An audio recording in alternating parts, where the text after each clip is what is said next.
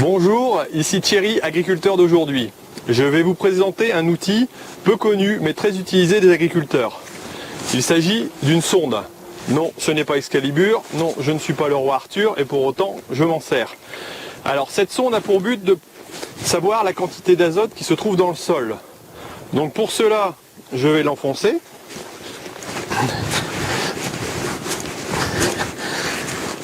Si nécessaire, je finis au maillet. Je fais donc mon prélèvement. Ensuite, je retire la sonde. Je vous garantis que quand on en fait plus de 10 par parcelle et qu'on fait une dizaine de parcelles au soir, on est bien fatigué.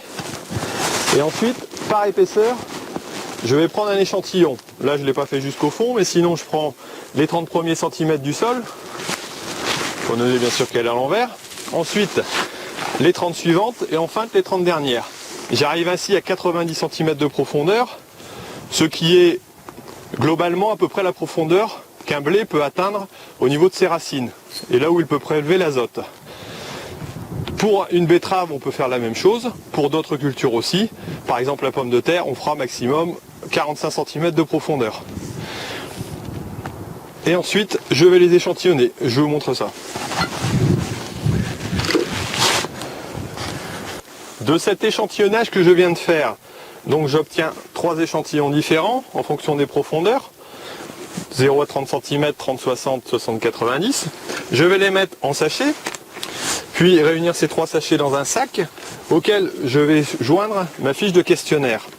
Celle-ci est complétée avec le type de sol, le précédent de la culture, ce qui pourra être une indication afin de savoir éventuellement les réserves d'azote qu'il pourrait y avoir, la culture donc qui va être mis en place, en l'occurrence ici c'est du blé, le type d'apport que je vais réaliser.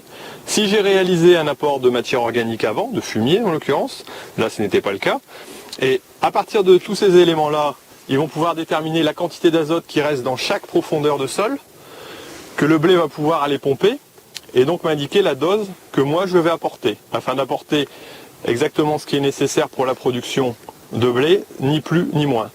Donc c'est une intervention qui est utile pour l'environnement, qui nous permet de réaliser un rendement juste, sans mettre d'excès et d'éviter les écoulements dans la nappe.